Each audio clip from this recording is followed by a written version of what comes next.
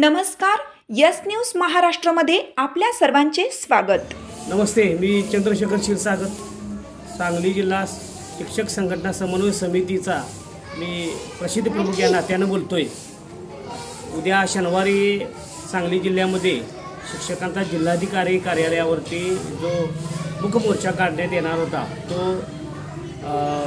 माननीय मंत्री महोदय, माननीय राज्य शिक्षण राज्यमंत्री भोयर साहेब यांच्या विनंतीनुसार आणि महाराष्ट्र सरकार, महाराष्ट्र शासन शिक्षकांना TET नको या संदर्भात सर्वोच्च न्यायालयामध्ये पुनर्विचार याचिका दाखल करणार आहे।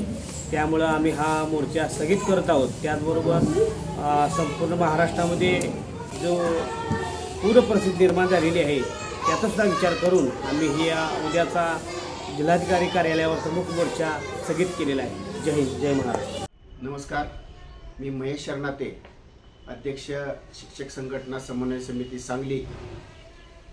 सांगली येथे राज्यातील सर्व संघटनांच्या विचार विनिमयातून 4 ऑक्टोबर रोजी मूक मोर्चाचं आयोजन करण्यात आलेलं होतं।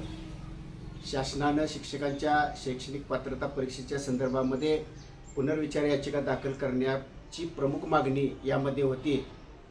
या संदर्भानं महाराष्ट्र राज्याचे शिक्षण राज्यमंत्री माननीय पंकज भोयर यांनी संघटनांना विनंती करून सदरचं आंदोलन स्थगित करण्याविषयी आणि शासन या TET संदर्भानं पुनर्विचार याचिका दाखल करेल अशा पद्धतीची भूमिका घेतल्यामुळं या 4 तारखेचं आंदोलन स्थगित करण्यात आलेलं आहे। खऱ्या अर्थानं शैक्षणिक व्यासपीठ या नावानं हे आंदोलन उभा केलं होतं। यामध्ये सांगली जिल्ह्यातील सर्व संघटना सहभागी झालेल्या होत्या।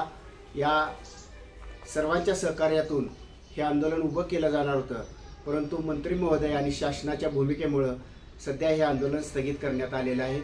धन्यवाद।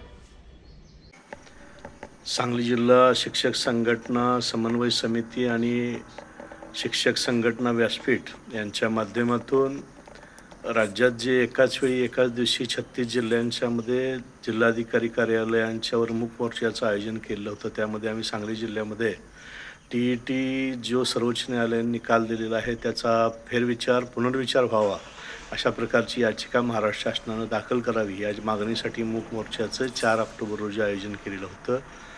तथापि राज्याचे शिक्षण राज्यमंत्री पंकजी भोयर, शिक्षण सचिव, शिक्षण आयुक्त, शिक्षण संचालक यांच्यासोबत जी नागपूरमध्ये बैठक झाली त्या बैठकीमध्ये शासन तात्काळ या विषयासंदर्भानं TETच्या विरोधामध्ये सर्वोच्च न्यायालयामध्ये पुनर्विचार याचिका दाखल करील अशा प्रकारची ग्वाही शिक्षण मंत्र्यांनी दिलेली आहे।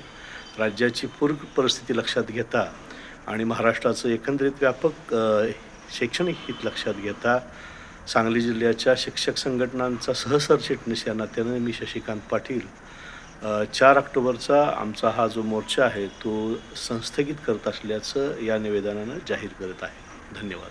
हाक तुमची, साथ आमची। यस न्यूज महाराष्ट्र चॅनलला लाईक करा व सबस्क्राईब करायला विसरू नका।